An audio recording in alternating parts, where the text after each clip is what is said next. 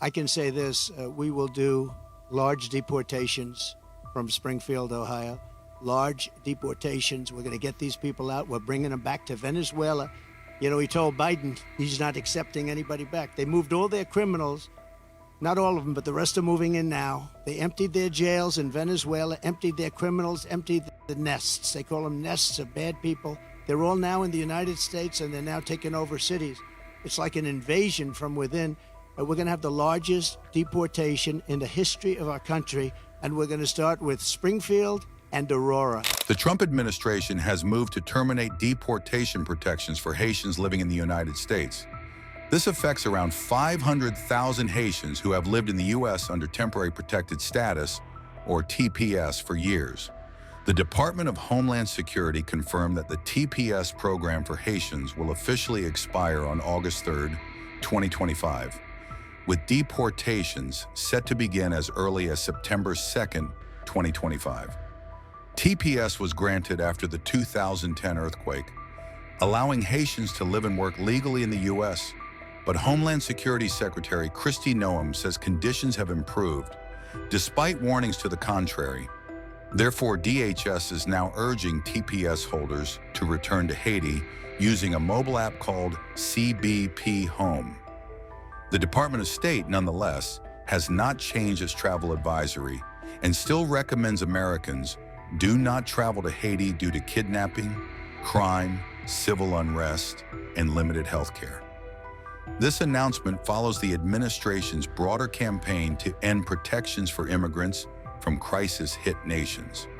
TPS holders from countries like Afghanistan, Venezuela, Sudan, and Lebanon have also faced similar revocations.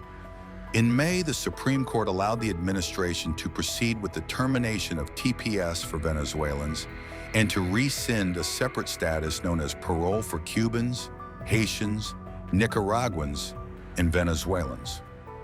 During his campaign and current term, President Trump has made mass deportations and the rollback of humanitarian protections central to his immigration policy. He has argued that TPS and similar programs have been misused and extended beyond their original intent.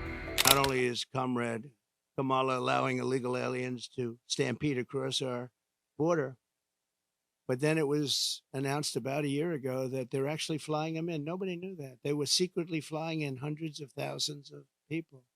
Some of the worst murderers and terrorists you've ever seen. They were taking anybody that wanted to come in, and they're flying them in. So when they tell you about their borders a little bit better than it used to be, they only did that for election reasons. Not good, but it's a little bit better. But they don't tell you that the flights are still coming in here, bringing in thousands and thousands of illegal aliens, and they're being dropped into the midsection of our country, because all states are really border states right now. And I'm the border president. I solved it in 2016, probably got elected because of that in 2016. And really, there was nothing to do in 2020. I said to my people, I want to talk about the border, what a job I did. They said, sir, nobody cares you did it. It was good. We went from a terrible border to a great border very quickly. I did a great job. And then I come in and I look at what's happening now. And the only difference is that the border in 2016 was 1/20th what it is now. We have the worst border in the history of the world. There's never been a border like this. And I want to be the border president. And I hope you call me the border president, because I'm going to show you what a border security job we can do. And we're going to do a job like never has been done before. There's never been a border like this. I believe the real number is 21 million people are here, and many are thugs, criminals. And remember this, if you go to South America and if you go to these countries that have taken their prisoners out of their jails to empty their jails and dumped them into the United States like we're a dumping ground, you're going to see their crime rates have gone down by 50, 60, 70, and 80%. If you look at Caracas, Venezuela, they took their criminals and drug dealers and rapists off the street and they dumped them into the United States of America.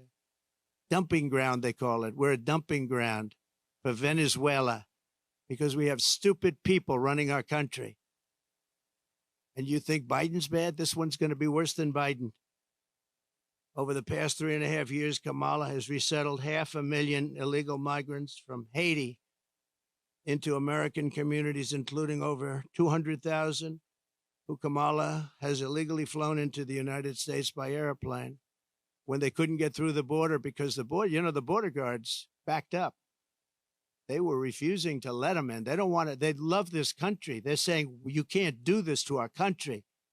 They flew them in right over the top of the border guards, and they're doing it right now. They're doing it right now. In Springfield, Ohio, 20,000 illegal Haitian migrants have descended upon a town of 58,000 people, destroying their way of life. They've destroyed the place. And people don't like to talk about it because even the town doesn't like to talk about it because it sounds so bad for the town. They live there. They're proud. They love the town. For years, it was a great place, safe, nice. Now they have 20,000, and I actually heard today it's 32,000. It's the new number. Illegal aliens are now coming in from all over the world, from prisons, jails, mental institutions. They're coming in at levels that we've never seen before. We cannot let this happen to our country. And I will be your border president. And I hope you call me a border president. I never thought I'd have to say that again because we fixed the border and now it was 100% beautiful. And that includes fentanyl and drugs and everything else. We had it fixed and now nobody's ever seen anything like it. And I guess they want to do it because we built hundreds of miles of wall. And we had hundreds of miles, I said, after we completed, much more than I said I was going to complete. And it had a huge impact.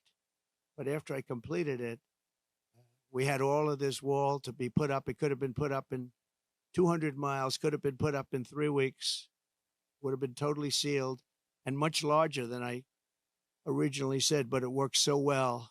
We were doing so well.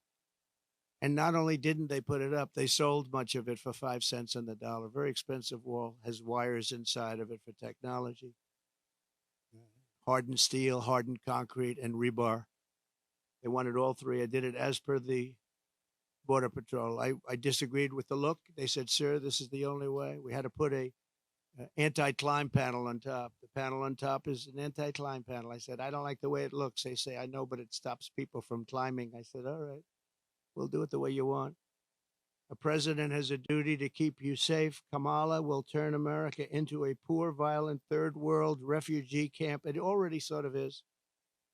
We have elections that are a mess, and we have a border that's the worst of any border ever in the world. There's never been a country ever in the world that's allowed 21 million people to come across in a short period of time. And children and the children of American citizens are at the mercy of barbaric criminals. You take a look at what's happening in Colorado. The governor's afraid to even talk about it. The governor is a Democrat. Colorado, I hope you're going to vote for Trump because you're being stampeded by your own politicians. The governor can't talk about it because he can't go against the policies of these lunatics that want all these people to come into our country without knowing who they are. We don't even know where they come from. As of last week, I was told by Tom Homan, we had 168 countries represented over the last 12 months. In other words, people came in illegally from 168 different countries. Most people don't know there's that many countries. There's more than that in the world. We'll know them all pretty soon, I'm sure. Maybe Springfield, maybe Aurora, maybe both. We'll go there. I can say this, we will do large deportations from Springfield, Ohio. Large deportations. We're going to get these people out. We're bringing them back to Venezuela.